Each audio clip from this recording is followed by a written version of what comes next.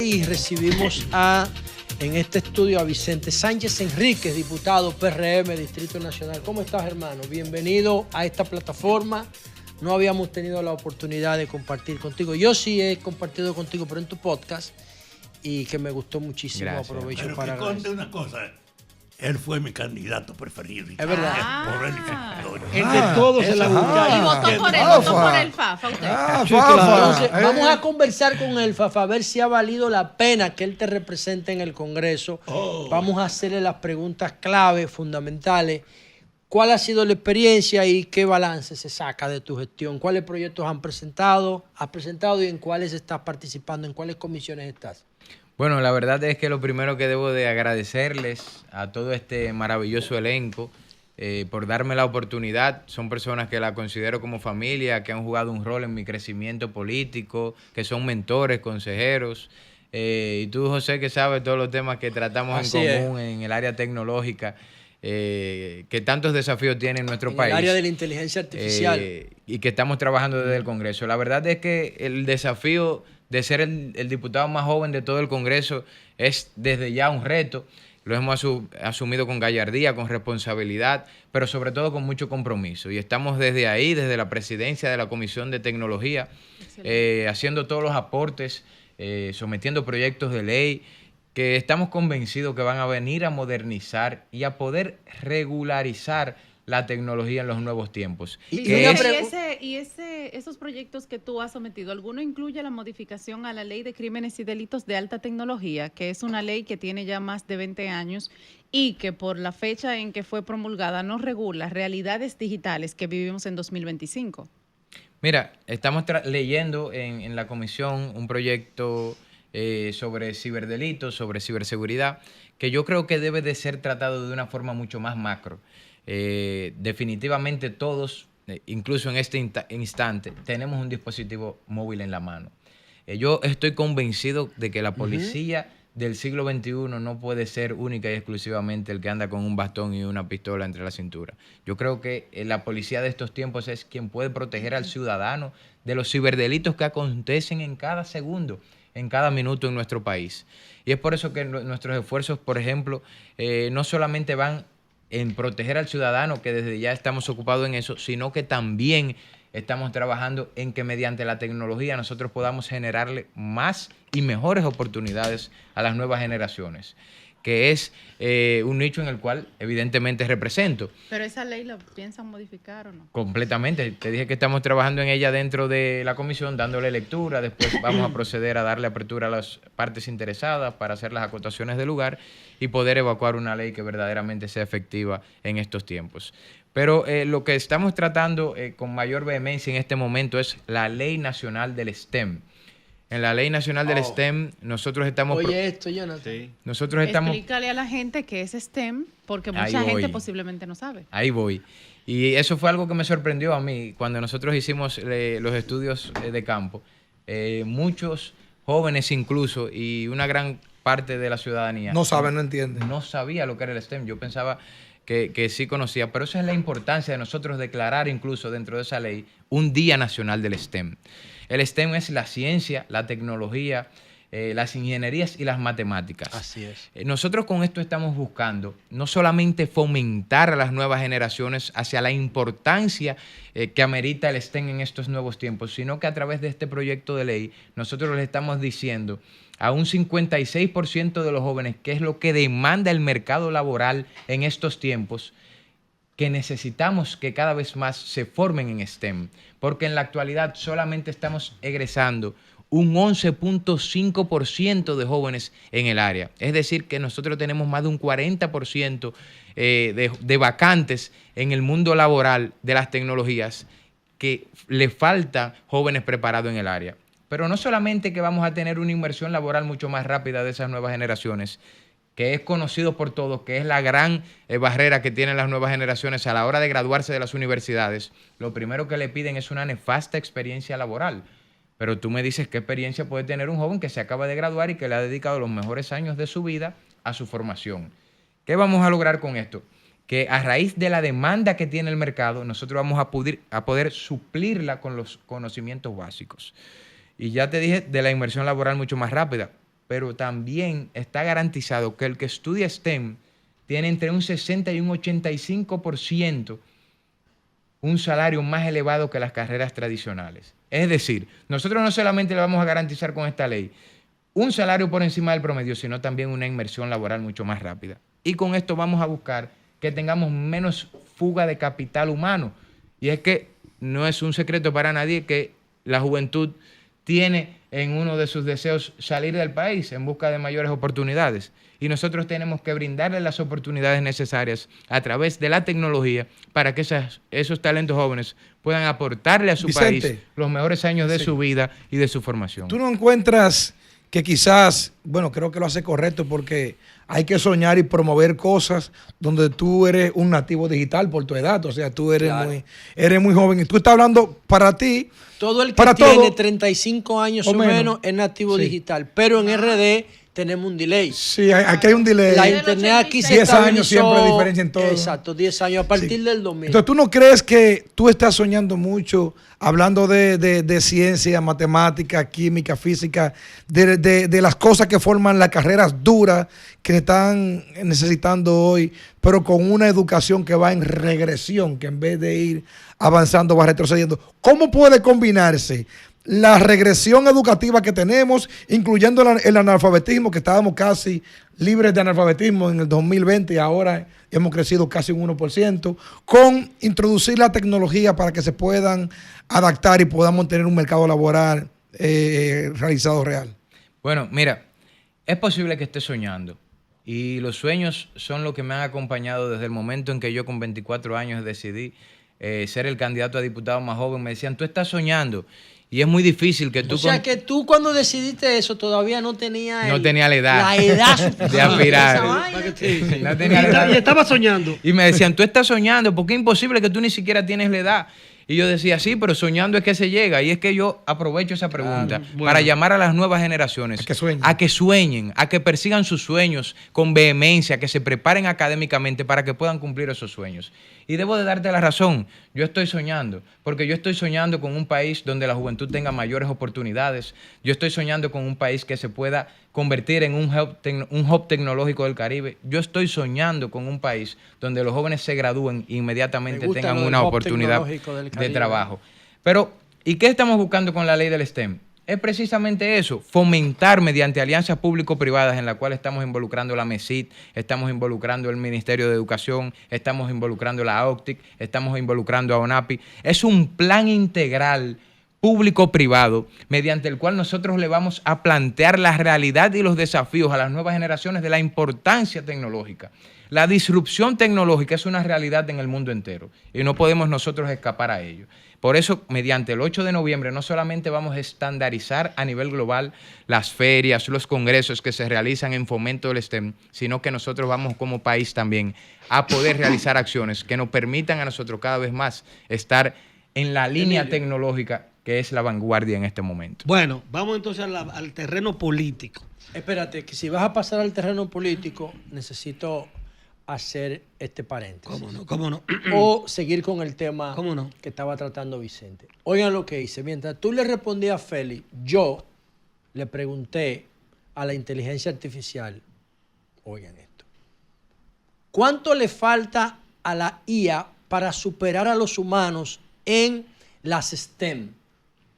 Oye, le pregunto, ¿verdad? Ok. La inteligencia artificial me dice, la inteligencia artificial aún no ha superado globalmente a los humanos en STEM, ciencia, tecnología, ingeniería y matemática, aunque ya alcanza niveles impresionantes en tareas específicas de STEM.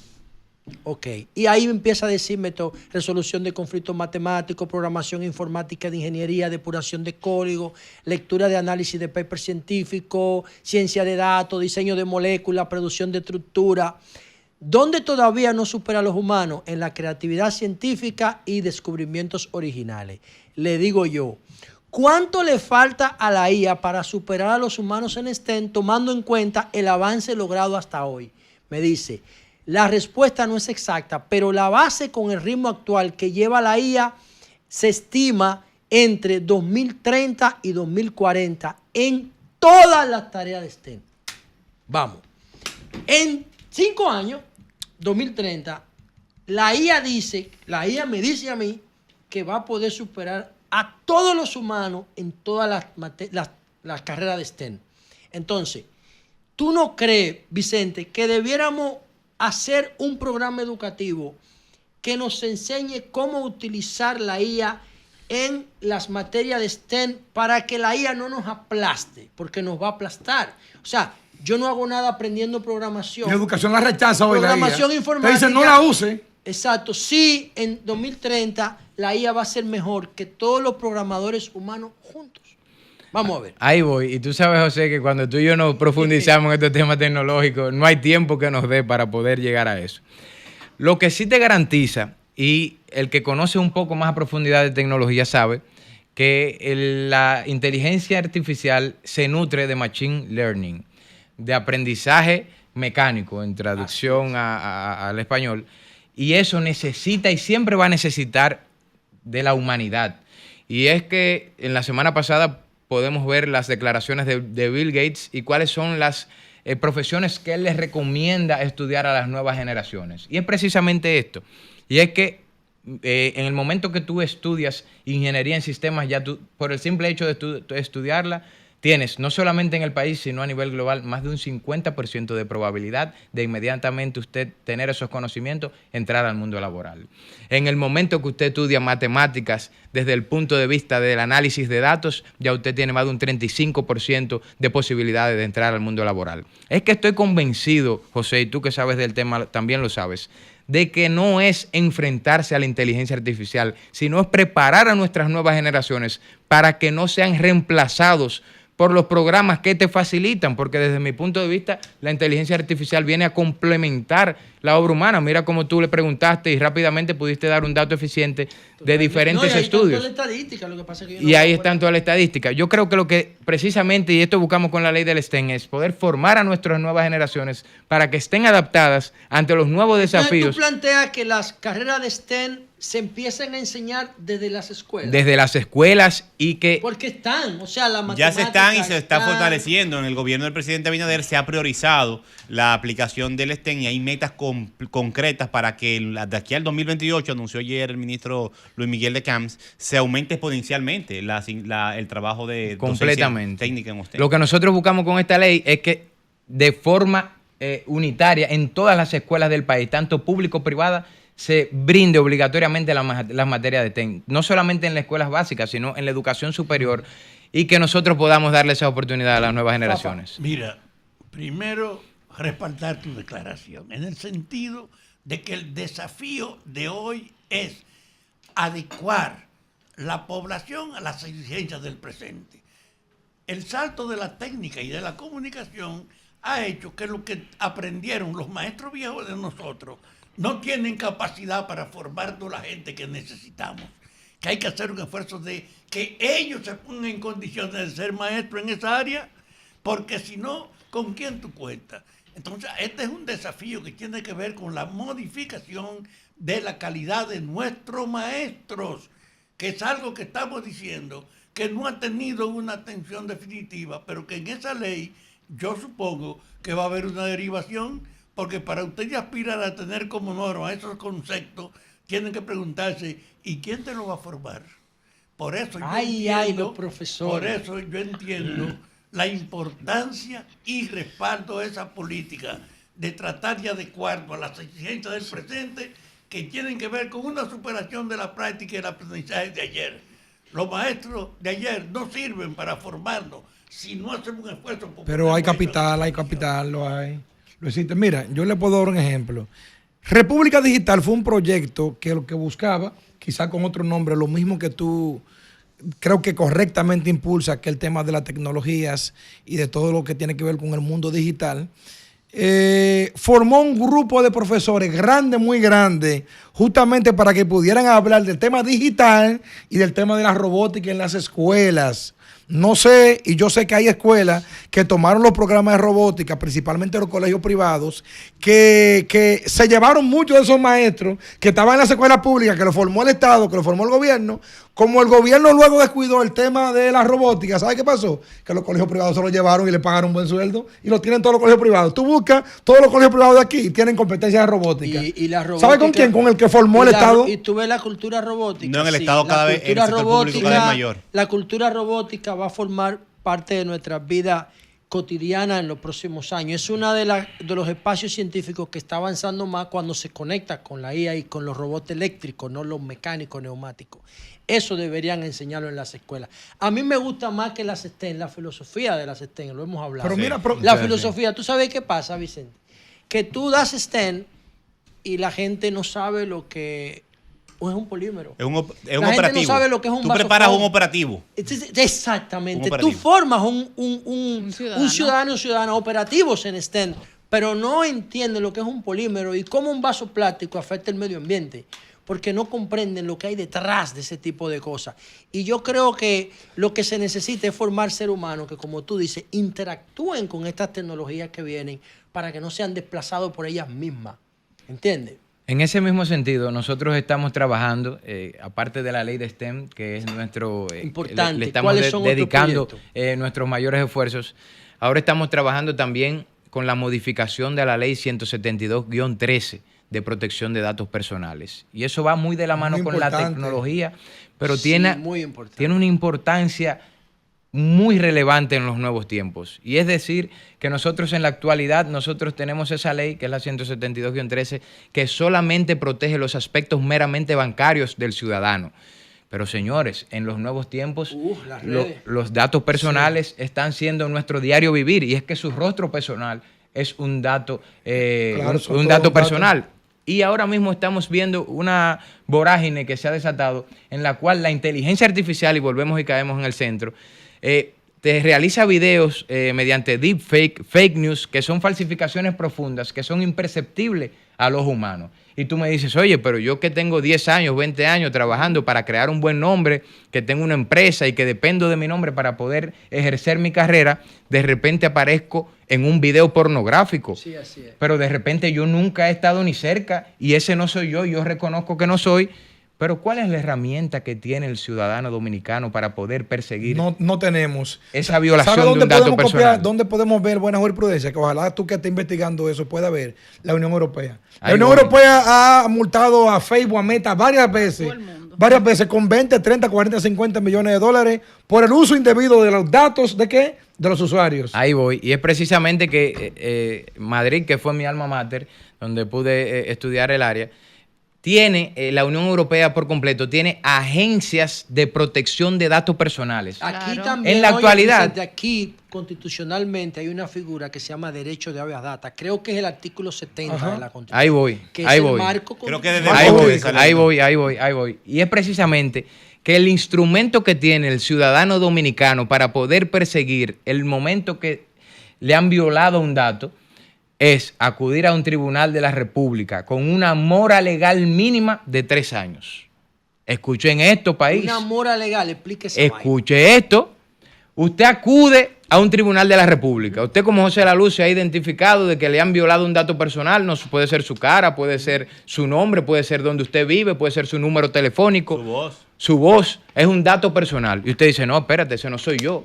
¿Y cuál es la herramienta? Lo que le hacen a Faride, por ejemplo. ¿Y cuál es la herramienta que tiene José La Luz? Dice que el que cuela el café claro que yo que. ¿Y Pero cuál, oye, cuál es la herramienta que vamos tiene? a ver. ¿Cuál es la herramienta que tiene José La Luz? Bueno, es acudir a un tribunal de la República poniendo una querella de que yo me he enterado de que fulano ha violado mi dato personal. Y 3 años, su nombre, su rostro, rodando por ahí, Hasta dando que bandazos. se resuelve Hasta que... para fallar. Hay una sentencia. O para Pero- conocer, para pero fallar o para estamos- conocer. Pero estamos El proceso hablando legal. de que mínimo, o sea, mínimo 3 años. En 3 años un juez va a decir, mire, eso la verdad es que no es un dato que le pertenece. No era su voz. Y yo ordeno 3 años en rodando. 3 años, el que sabe de redes sociales, que es la mayoría del todo que no está En 10 escuchando. minutos está todo acabado. Óigame, su imagen no vale un peso en 3 años ya. En un mes. Pero eso en el caso de que la otra parte no apele, de que la otra parte diga que sí, y entonces puede durar hasta 12 años en eso. ¿Qué yo estoy proponiendo? Que nosotros tengamos una agencia dominicana de protección de datos personales.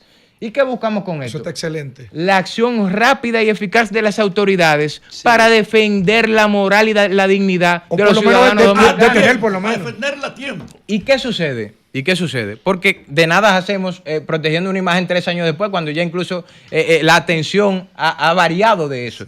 Si no, ¿qué hacen los países europeos? Inmediatamente usted levanta una alerta de que su imagen ha sido violada y se identifica que es un deepfake o un fake news, ordena inmediatamente a la plataforma detener la difusión de ese contenido. En lo que se lleva a la plataforma, no al usuario. A la plataforma. Tú oíste, Jonathan. Es que Marco a la Rubio plataforma. no quiere, Marco Rubio sí, no pero es a la plataforma. no No puede ser al usuario. Entonces, Hermano, eso es Vicente, justamente es el tema. Pero es que importante tiene que transparentar también los entender códigos. que la protección de datos no solo atañe la parte que está relacionada con el honor y la intimidad de la gente.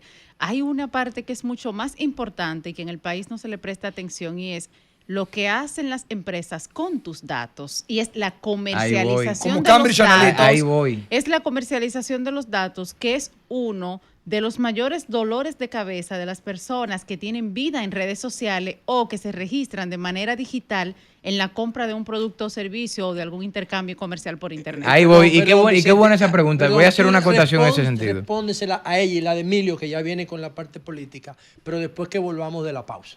Bueno, señores, y ya a las 4:05 de la tarde seguimos esta interesante conversación con Vicente Sánchez Enrique. Un estadista, ¿eh? Un estadista. Bueno, espérate, llévalo al La paso. palabra estadista es para no, presidente. no, Emilio, no, tampoco te va a así, decir que no. claro. Estoy hoy como Emilio. No, por Dios, bárbaro, fuera. Para completar lo de Pero Emilio, el poder- no solo un estadista. Pero el poder no, legislativo. Perdón, yo señores, no. pero señores, No, yo digo señores. así. Dile, Señores, llévame al perdón. paso que soy gambao. Señores, perdón.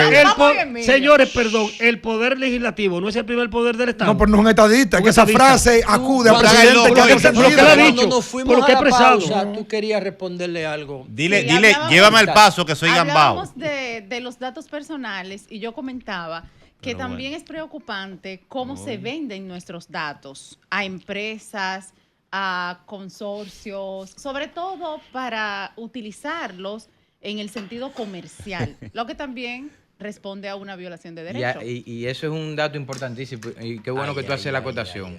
Cuando se crean esos ficheros de datos personales, que así se denominan dentro de los algoritmos empresariales que recaudan datos, usted tiene que dar, si usted se fija, en cada vez que usted llena un fichero de eso, tiene que dar su consentimiento para que sus datos sean tratados por el encargado de datos personales. Esas son figuras que se van a crear a raíz de la modificación de la ley que nosotros estamos sometiendo. Eso es una homologación con la Unión Europea. En todas, donde quiera que se trata un dato personal, debería de haber un encargado de datos personales que sea el responsable de lo que se haga con esos datos. Pero ¿y qué pasa decir, cuando hay empresas, por ejemplo, que venden esos datos? Y te lo digo, por ejemplo, yo soy presidenta del Observatorio de Medios Digitales y tengo la base de datos más grande de todos los medios digitales del país. Y a mí me han llamado para que la venda. Ahí voy. Pero yo no lo hago. Ahí voy.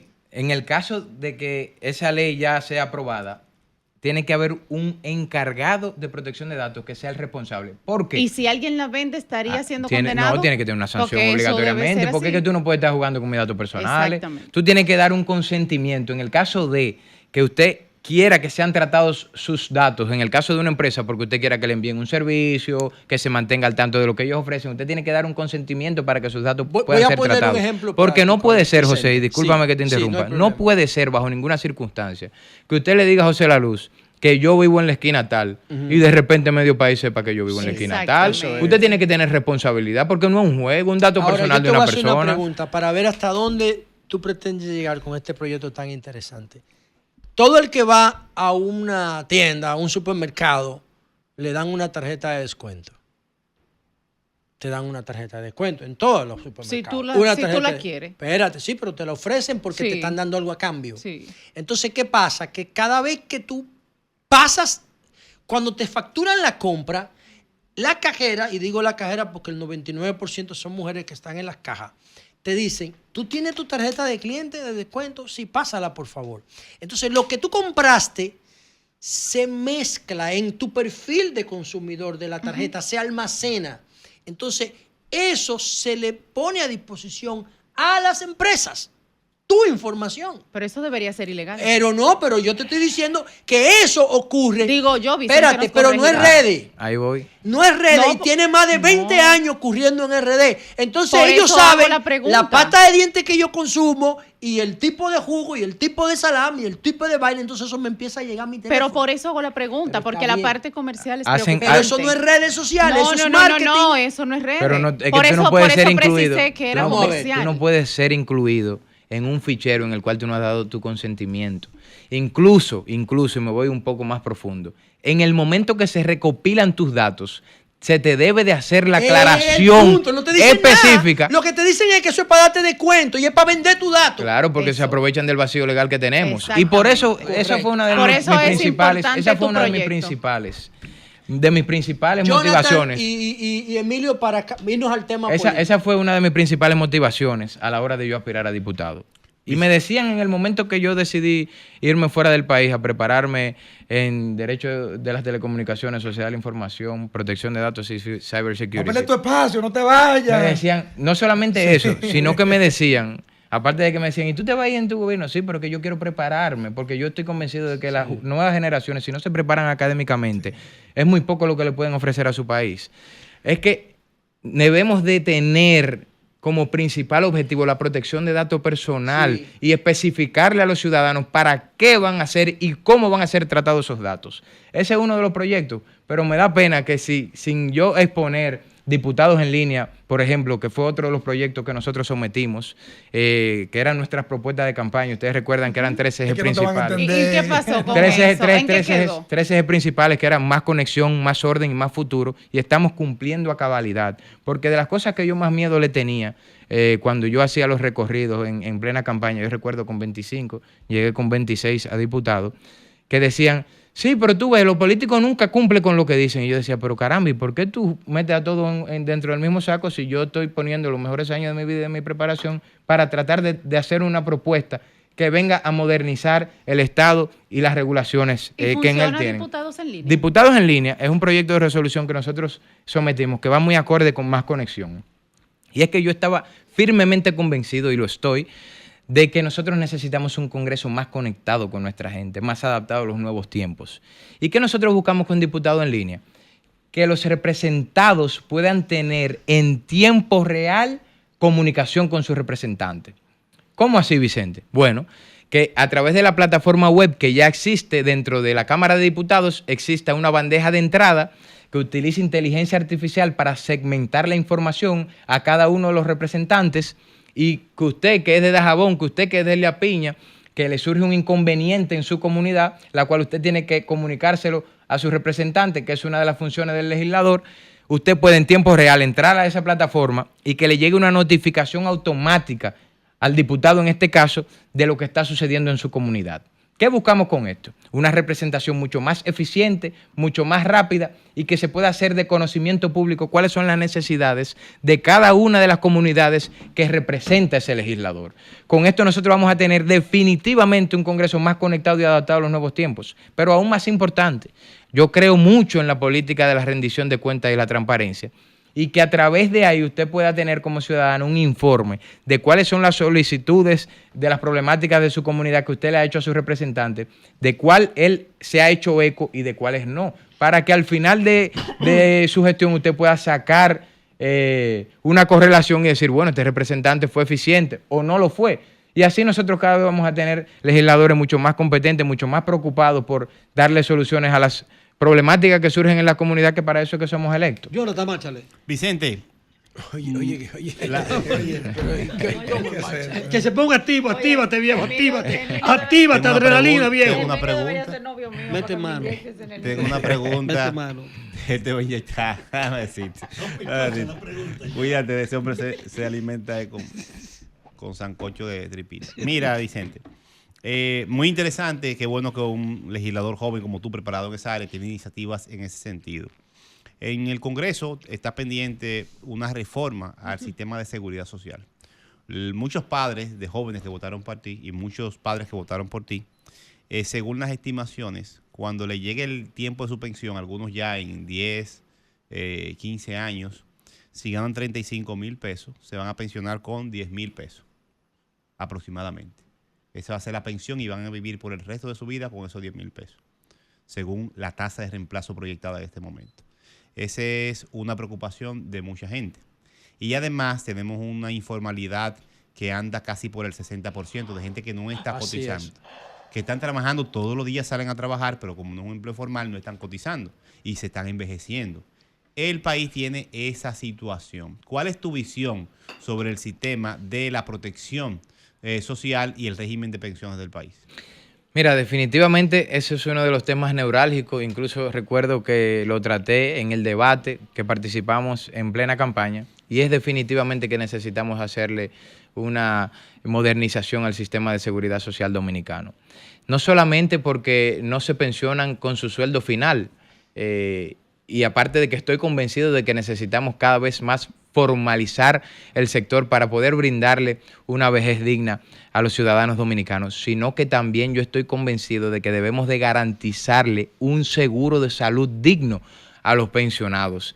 Y es que no solamente debemos de tratar de que los ciudadanos se pensionen con su último sueldo completo, y esas son de las conversaciones y de las discusiones que, llegado el momento, nosotros vamos a tener allá en la Cámara de Diputados, porque definitivamente necesitamos hacer una modernización del sistema de seguridad social, buscando siempre la formalización del sector para poder garantizarle a los ciudadanos mejores pensiones. Bueno, todo el mundo sabe mis afectos por Vicentico Sánchez Enríquez, hijo de mi hermana de toda la vida. ¿Y por su mamá? Yadira es mi hermana. Un saludo para Yadira. Yadira es una hermana que Dios y la vida me ha regalado. Para mí, una de las mujeres más ¿Tú sabes serias qué, que tiene Emilio? este A país. propósito de eso que tú dices, cuando yo era diputado, a todos los diputados, no importa que sean de la oposición, todos los diputados, tienen labores de representación y también tienen, En su cotica. tienen claro. problemas sociales, porque es que todo el mundo le pide a los Claro, diputados. claro. Tú eres el hijo de Yadira y tú eres diputado. Ay. ¿Cómo se maneja eso para que los otros diputados no digan, porque Vicente, hijo de Yadira, le dieron más? Va forzado, él va forzado, te lo digo. ¿Es verdad? Va forzado, te lo Y él digo yo. sabía lo que tú vas a Va decir forzado, aquí. te lo digo yo. Va No, forzado. la verdad es que yo me siento Es muy, un tema, ¿viste? me siento muy orgulloso de mi madre, como también de mi padre, don Vicente Sánchez Barret. Y es que hemos sabido siempre, no desde ahora, sino desde, yo recuerdo que cuando con 16 años asumimos el reto de coordinar el primer voto de Luis Abinader a nivel nacional, y ella era, como lo es hoy, la presidenta de las mujeres Pero oye el a enfoque nivel de mi nacional. pregunta, olvídate de olvídate. Ahí voy, ya yo la tengo. diputado, No, yo la tú. tengo. Lo que José quiere saber, cuando mandan funda del plan social a los diputados, ¿a ti te dan la misma cantidad o a los otros le dan No, menos? va ¿Cómo es la forzado. vaina? Si tú supieras que tenemos muy delimitado las Ok. responsabilidades de cada uno. Eso es lo que quería decir con que ella ha coordinado a la mujer y yo la juventud. Cada quien tiene su rol y yo soy muy respetuoso de eso. Ella ha construido su carrera, igual que la de mi padre, y por eso ustedes me ven Tú aquí estás haciendo la siendo diputado. Yo he hecho la mía y estoy tratando de dedicarle esfuerzo, dedicación y preparación a la construcción de mi carrera. Tenemos roles muy distintos, muy delimitados cada uno, y es que, si ustedes se fijan, la demarcación en la que yo estoy tal vez es la que tiene, por no decir que es la que menos, tiene Sí, claro. rasgos de pobreza a Los nivel nacional. kilómetros, Pero te Manguito. mandan Entonces, funda o no. No, la verdad es que yo soy tema que son muy Bienvenida. respetuosos. Bueno, soy muy viene respetuoso. pregunta Emilio Ángeles. Mira, decía Jonathan Liriano esta mañana que me llamó, Emilio, pero todo el que va allí, político, empresario, activista, artista, tú tienes una historia con ellos. Digo, gracias a Dios. Con Vicentico la tengo también. No me relajes. En diciembre No se te pasado, salva, no se te salva ni Vicente. en diciembre pasado estaba José La Luz en mi casa. Yo hago una fiesta de Navidad todos los años. Mire, le llevaste esa a ese coincidencia de la vida. No, fue interesante. Ustedes van a ir este año. Espérate, entonces no, Emilio no quiso ir a de Hochi. En diciembre uno se pone en otro güey. Sí, Claro. mira, yo recibo un apoyo político empresarial y de mis amigos que... Estuvo Omar Fernández, Edgar estuvo Félix, Yadier Edgar Enríquez. Félix, ¿Y cuántos Yayo días fue que Nieves, Yayo, ¿Cuántos días de fiesta? Yayo, Una Lobatón, fiesta patronal. la mamá de Vicente, el presidente de Yadira. la dirección mandó... ¿Pero cuántos días duró esa fiesta? No, un Ellos llegaron party por 4 de horas. Navidad. Yo fui un día también. El Sí, asunto sí, es yo no me fundí, que yo no me vi con ninguno. coinciden Omar Fernández y Vicente ¿Quién Sánchez más? Enrique. Zorrillo Zuna. Sí, de todo, sí. Sí. Y unas féminas también muy interesantes. Pero Emilio, por Dios.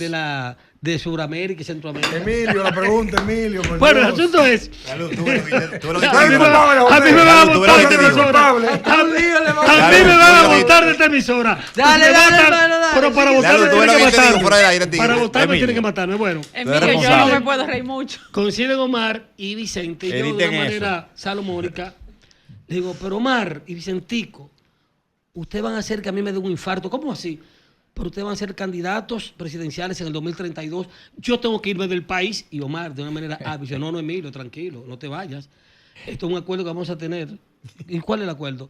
Bueno, los primeros 2 años lo voy a ocupar yo la presidencia. Y los siguientes, Vicentico, bueno, Vicentico, Le va a ahí hacer estaba como Balaguer sentado. le Si hizo. lo hace sí. con el estilo de Balaguer, lo deja colgado. Porque yo identifico a Omar, a Vicente con esa cama. Vicente es mucho más joven que él, pero tienen discursos, se han preparado, son jóvenes con promesa. E independientemente de cualquier partido que estén, son jóvenes con promesa para la República Dominicana, que se han capacitado, se han intelectualizado, se han academizado, y eso es bueno para el país. Es más, yo me la voy a jugar, Emilio. Ay, Vicente tiene más contenido en el discurso que el 90% de los candidatos del PRM. Ahí lo digo. Ahí, bueno, hablando de candidatos, en esa misma silla estaba sentado. En esa misma silla estaba sentado antes de ayer Robert Polanco.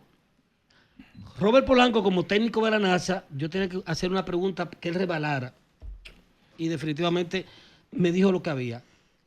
Robert Polanco me dijo que estaba abiertamente, políticamente, a lo interno del PRM con David Collado. Se ha especulado, se ha dicho que tú eres un hombre de la confianza e intimidad política de Eduardo Sanz Lobatón Yayo. ¿Es cierto que Vicente Sánchez Enrique está apoyando las aspiraciones presidenciales de Yayo? Mira, nosotros somos una persona que en primer lugar somos de nuestro partido y como digo siempre, sea cual sea el candidato que sea electo en nuestro partido, estoy convencido de que va a seguir en el poder en el 2028 y vamos a estar trabajando. No es un secreto para nadie que tenemos un vínculo muy cercano con el compañero Eduardo Sanz Lobatón y que estamos respaldando su candidatura. Ay, hombre. Bueno, Pero no, pero ¿cuántos diputados? Tú tienes que analizar eso un chin más. ¿Cuántos diputados Deja que están lo apoyando a explique. Yayo? ¿Cuántos Analiza diputados? un chin más eso, Espérate. ¿Y por muchacho. qué? Tú eres brillante. ¿Pero y por qué? Pero Yayo es fue brillante. puntual. Yayo es Tú eres brillante. brillante, todo lo no Pero Yayo es contrario. brillante. Emilio duró Ya- 5 minutos para preguntar y No él cometes duró error. 10 segundos para Yayo responder. Yayo No, es no, un no, hombre no. con Hay mejores capacidad, candidatos. con principio, preparado y sobre todo con liderazgo, con fuste y No, un gran hombre. gerente. Pero Yayo yo es quiero una seguir- reserva de Deja este que él le país. explique entonces por Yo- qué él porque- está apoyando a Yayo, el contexto. No, mira, yo creo que es una persona que reúne las condiciones y que se parece a los compañeros, que tiene la capacidad. Pero yo estoy convencido, como vuelvo y te repito, de que cual sea que sea el candidato del Partido Revolucionario Moderno, ahora estamos en un proceso de elección de las autoridades partidarias, donde yo creo que el excelentísimo señor presidente Luis Abinader va a jugar un rol fundamental de equilibrio, de estabilidad, y que con el peso que tiene va a poder jugar. Vicente, pero hacer el equipo de equilibrio. Carolina no dice lo mismo. Dice que hay candidatos que no se parecen ni son del PRM. Yayo es uno. Mira, la verdad es que ¿Y yo por qué? ¿Por estoy qué? convencido de que la Ley Nacional del STEM. No, es me el- va a no, marear. no, Me va a no, marear, no, me no, va a no, sacar, no, me va a estamos dar en con el dedito. No, no, Escucha pero bien, el equipo de Carolina públicamente está en un video por ahí, también Hipólito, que hay gente que no se parece al PRM y que no son del PRM y que no van a ser candidatos, que van a rezar con ellos. De ¿A Yayo. quiénes se refiere? yo creo que la ¿Será compañera... Yayo, a David? ¿A quién se refiere? No sé, eso tendríamos que sentar aquí y preguntárselo a él. Vicente, con una En preguntita. el caso de que ¿Por no qué sea por qué Yayo, no? ¿a ¿Por- quién tú apoyarías? No, al candidato del PRM. ¿Por qué Ok. Yayo no se parece? No, al la PRM? entrevistada no Porque- soy yo. No, vamos a seguir en los temas tecnológicos. No, Vamos a seguir en los temas La tecnológicos. entrevistada no Es soy un yo. fuerte sistemático a Yayo. Mira, te Va- voy a decir una cosa. Si tú conoces a Yayo y ya ¿Quién? de la mano te convence porque es un hombre bueno, preparado, humilde y ¿tú sobre, crees? y sobre todo, ¿Tú crees que sea y bueno? sobre todo, yo soy yayista. Pero yo Por no. tú eres tú el que Vamos a seguir en los temas tecnológicos, que Nos faltan quedan cosas ocho- importantes. Carolinista. 8 minutos No, de pero entrevista. estamos Yayista en la, Carolina. estamos Faltan en- cosas importantes, en la mira. parte política Pero que tú ocho explicabas. minutos Va a de haber entrevista mucho nos quedan. tiempo para poder debatir esos temas. Ahora tenemos que dedicarnos y es en lo que yo no quiero desconcentrarme. Y cada vez que me preguntan preguntan de cuáles son sus aspiraciones futuras, de que cuáles son esto, que cuál es lo otro. Mi aspiración presente y la cual está consumiendo el 200.000% de mis energías, de mi capacidad, es el poder hacer una gestión legislativa de la cual yo y quienes votaron por mí se sientan orgullosos. A propósito de eso, líder, ¿cuál es el presupuesto que ustedes tienen en la Cámara en el 2025 para investigar las leyes, para investigar los proyectos que van a proponer? Eso es una muy buena pregunta y que yo creo que nosotros debemos de invertir en I+D. ¿Tú recuerdas que hablamos de eso en el podcast? Claro, y no solamente en la Cámara, como país. Deberíamos de sacar una mayor asignación presupuestaria solo para I+D, solo para desarrollar. Mira, existe una oportunidad increíble aprovechando la disrupción logística que existe, no solamente por la guerra arancelaria entre China y Estados Unidos. Que hoy llegaron a un acuerdo, dice Trump, que hay un acuerdo con China. Dice Trump. China va a pagar un arancel de 55 y Estados Unidos va a pagar un arancel de un 10 en China. No solamente por la guerra entre China y Estados Unidos arancelaria por el tema de la cadena de suministros, sino también entre Ucrania y Rusia, que son las cadenas de suministro que sostienen el mundo. ¿Y ¿Cuál es la oportunidad que nosotros tenemos? Y es que nosotros tenemos que aprovechar nuestro nearshoring. Y es que nosotros estamos a menos de 4 horas de Estados Unidos, del mayor consumidor tecnológico del mundo. Nosotros tenemos que tener... 4 horas en barco. En barco. Nosotros tenemos industrias manufactureras que debemos de aprovechar, que no solamente se van a convertir en nuevos empleos para las nuevas generaciones, sino que nos van a poner a nosotros como el hub tecnológico de la región. Y es que me explico. Nosotros estamos viendo que ahora se están analizando las tierras raras. ¿Qué sucede? China era y es el mayor productor de tierras raras y el procesador, hasta ahora. Porque el problema es procesar. Nosotros podemos aprovechar esa disrupción logística que se está dando y aprovechar e instalar zonas francas tecnológicas que nos permitan a nosotros estandarizar y generar mayores oportunidades. Eso por una parte, y es una de mis propuestas. Pero no quiero dejar pasar este espacio tan importante sin hablar de las Smart Cities. Dame un segundito, mi querida. No quiero dejar pasar las Smart Cities y las ciudades inteligentes. Si nosotros vamos a Europa, cualquier ciudad desarrollada del mundo... Para mí, Shenzhen en China es la Smart City más impresionante del planeta. Nosotros vemos que los adultos mayores tienen más calidad de vida, que a la hora de cruzar una acera, que a la hora de cruzar un semáforo, tienen botones en los cuales se identifican la presencia de un ser humano. Pero no solamente eso, el tema del tráfico es uno de nuestros principales dolores de cabeza. ¿Y qué propone Vicente para eso? Bueno, yo propongo que mediante una ley de ciudades inteligentes nosotros podamos comenzar a pensar de forma integral y obligatoriamente en todos los municipios y en todas las ciudades de nuestro país, todas las acciones que se hagan sea involucrando la tecnología. Es decir, que nosotros, ¿y cómo se traduce eso? Agilizando el tránsito, mediante un sistema de cámaras simultáneas que puede identificar cuáles son las vías más transitadas y utilizando algoritmos pueda agilizar las más congestionadas para que se descongestionen y las que son menos congestionadas poder agilizarlas. Todo eso lo podemos hacer con la tecnología, por eso ustedes me ven tan afanado en que los temas tecnológicos sean abrazados como los principales en nuestro país para poder estar a la vanguardia de los tiempos. Es brillante, hijo de Vicente, de Yadira. Gigante este muchacho, no brillante, no, gigante. Mira, una pregunta. Te vi refiriéndote ahora a nuestra relación especial con Estados Unidos. Es la más beneficiosa de las relaciones que hemos tenido el momento estelar, porque tú sumas la remesa y sumas el turismo, solo, además de todo lo que agrega la masa dominicana que envía y sabe que es el momento de mayor beneficio para el país. Pero está emergiendo otro bloque. Y hay una tendencia a veces muy limitada que no se da cuenta que el país necesita la autonomía de poder defender las relaciones con Estados Unidos, pero sin cerrarse al vínculo con el otro bloque emergente. Porque China, la India, Rusia, Sudáfrica y Brasil van a ser el centro de un nuevo bloque, porque el mundo unipolar terminó. ¿Cuál es la visión de ustedes en ese aspecto de las relaciones internacionales? Mira, yo estoy convencido, como le dije anteriormente, de que debemos de aprovechar la cercanía con Estados Unidos. Definitivamente no significa que nos vamos a cerrar a otros mercados, eso es lo primero, como son los latentes, que no es un secreto para nadie que China también se ha convertido en el suplidor de la tecnología en el mundo, José, tú que conoces el área. Totalmente. Entonces nosotros, como le dije anteriormente, lo que debemos de aprovechar y sacar partida nosotros en la región, y es que existe una falencia en la región que nosotros tenemos que detectar, al igual que lo hicimos con el turismo, y nosotros estamos viendo los efectos positivos que ha generado, debemos de hacerlo con la tecnología, convertirnos en el hub tecnológico de la región, que nos permita a nosotros poder celebrar cumbres tecnológicas, que nos permita a nosotros poder ser manufactureros de productos tecnológicos y que eso se traduzca definitivamente en mayores oportunidades para las nuevas generaciones. Por favor, una laptop. Nos quedan cómprame una laptop 2 que el minutos. sábado en la mañana, cómprame una laptop que el sábado en la mañana estoy en tu casa tempranito para escribir manual de procedimiento de un joven con talento y con promesa. Líder, ¿qué hacemos para poner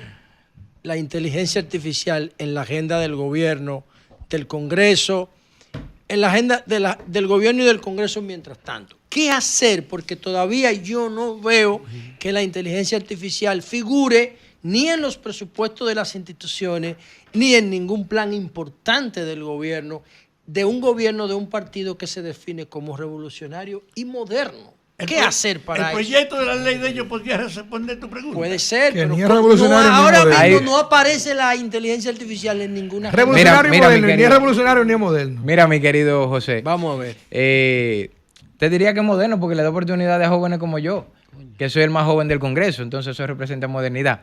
Pero, José, lo que te quiero decir es que dentro de nuestra agenda, nosotros participamos dentro del Foro Centroamericano de Estudios de la Inteligencia Artificial para la región y tuvimos una intervención a raíz del proyecto que nosotros estamos preparando. Lo que pasa es que nosotros consensuamos los proyectos, escuchamos personas preparadas, incluso asesores internacionales de personas que ya tienen experiencia en la materia y que están dando resultados en los países. Nosotros estamos trabajando un proyecto de inteligencia artificial que pueda regular y proteger, y ahí podemos caer en lo que es el tema de la protección de datos personales. Porque ¿cuál es el mayor desafío que tenemos nosotros como país y que tiene el mundo con la inteligencia artificial? Es que la inteligencia artificial es un procesador de datos personales y de datos, que a través del procesamiento de datos utiliza algoritmos. Porque ya ella genera su propio dato. Exactamente. Ya no necesita lo nuestro. Procesa datos y te da informaciones. Es lo que hace una segmentación. Usted le pide algo a la inteligencia artificial, tiene la capacidad de forma rápida de analizar los datos y suplirle su necesidad.